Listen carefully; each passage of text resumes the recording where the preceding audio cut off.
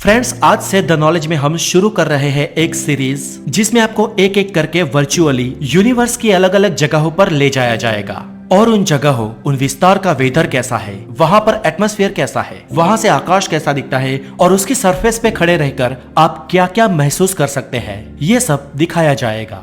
और फ्रेंड्स, इस सीरीज की प्रत्येक वीडियो शाम को 8 बजे पब्लिश होगी। तो चले शुरू करते हैं सोलर सिस्टम के सबसे पहले प्लेनेट से। सूरज से 5 करोड़ 76 लाख किलोमीटर की दूरी पर सोलर सिस्टम का सबसे पहला ग्रह यानी मर्क्यूरी। ये ग्रह जब पृथ्वी और सूरज के बीच से गुजरता है तब हम इसे टेलीस्कोप से आसानी से देख सकते हैं, जिसे ट्रांजिट कहा जाता है। पर ये तो हुई पृथ्वी से मर्क्यूरी को देखने की बात। लेकिन क्या हो अगर हम मर्क्यूरी की सरफेस पे ही खड़े हो और वहां के नजारे देखें। दोस्तों, ये प्लेनेट सूरज से सबसे करीब है, इसलिए बहुत ही गर्म है। और मैंने कहा बहुत ही गर्म, सबसे हॉट नहीं। सबसे हॉट विनस है, उसकी हम अगले वीडियो में बात करेंगे। लेकिन मर्क्यूरी का दिन का टेम्परेचर करीब 450 डिग्री सेल्सियस तक रहता है, पर रात में इसका टेम्परेचर करीब करीब -175 डिग्री सेल्सियस हो जाता है। स्ट्रेंज, जी हाँ दोस्तों, ये एक स्ट्रेंजली मिस्टीरियस प्लेनेट है जिसके दिन और रात के टेम्परेचर में बहुत बड़ा फ्लक्चुएशन है, क्योंकि वहां पर वातावरण नहीं है। अब जब आप पृथ्वी से मर्क्यूरी की तरफ निकलेंगे तो आपके यान से जब ये कुछ हजार किलोमीटर दूर होगा तब ये प्लेनेट आपको ग्रे रंग का, यानी कि कुछ हमारे चांद सा दिखाई देगा। दूर से ही आपको इसकी सरफेस पर बड़े बड़े गड्ढे दिखाई देंगे। मर्क्यूरी पर ये क्रेटर्स बहुत ही गहरे हैं, जो एस्टेरॉइड्स के टकराने की वजह से बने हैं। ये क्रेटर्स इस ग्रह का बहुत बड़ा इतिहास बयां करते हैं। मर्क्यूरी पर लैंड होते ही आप कम ग्रेविटी फील करेंगे। इसकी ग्रेविटी पृथ्वी के मुकाबले लगभग 38% ही है, जिस कारण पृथ्वी पे बसने वाले किसी 100 किलोग्राम के इंसान का वजन मर्क्यूरी पे 38 किलोग्राम हो जाएगा। अब अगर आप मर्क्यूरी पे खड़े रहते हो तो आप वहां पर विदाउट ऑक्सीजन सिर्फ 2 मिनट तक ही टिक पाओगे। लेकिन अगर आपके पास स्पेस सूट है तो आप यहाँ पर लंबे समय तक सर्वाइव कर लोगे। लेकिन इस पर खड़े रहने के लिए आपको चाहिए होगा स्पेशल किस्म का स्पेस सूट, क्योंकि जैसा कि मैंने आगे बताया ना कि यहाँ का टेम्परेचर दिन और रात में बहुत ही फ्लक्चुएटेड है। अब अगर आप स्पेस सूट के अंदर मर्क्यूरी पे किसी तरह सरवाइव कर लेते हो तो आप देख पाओगे कि सूरज आपसे कितना करीब है।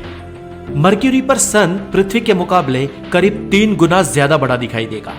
यहाँ पर आप महसूस करेंगे कि जब सूरज एक बार निकला तो वो डूबने का नाम ही नहीं लेगा, क्योंकि मर्क्यूरी 2 साल में सिर्फ 3 बार ही खुद की धुरी पर घूमता है।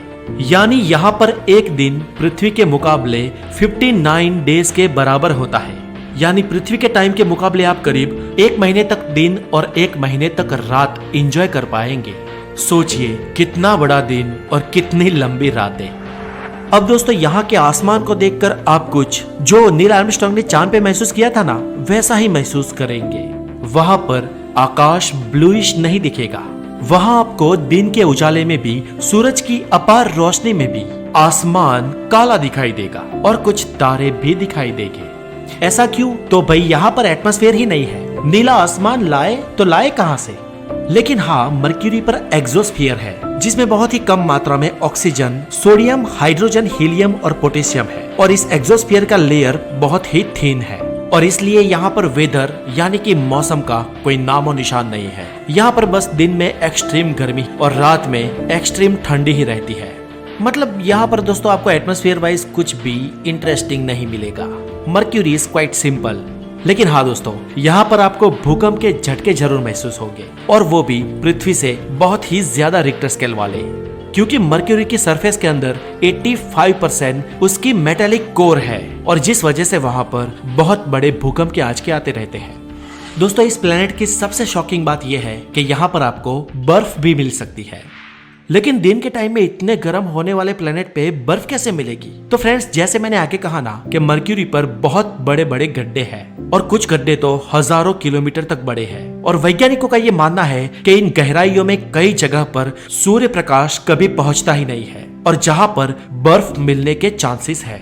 और अगर आपको वहां पर बर्फ मिल जाती है तो आप वहां पर अपना आशियाना बसा सकते हैं। तो दोस्तों कैसी रही प्लेनेट मर्क्यूरी की विजिट, और अगर आपको किसी तरह मर्क्यूरी पे जाने का मौका मिले तो वहां पर टाइम पास करने के लिए आप सबसे ज्यादा कौन सी चीज करेंगे, हमें कमेंट में जरूर बताएं। और हमारी नेक्स्ट वीडियो होगी वीनस पर, इसलिए बने रहे द नॉलेज के साथ और अपना बहुत सारा ध्यान रखें। Have a good day, take care.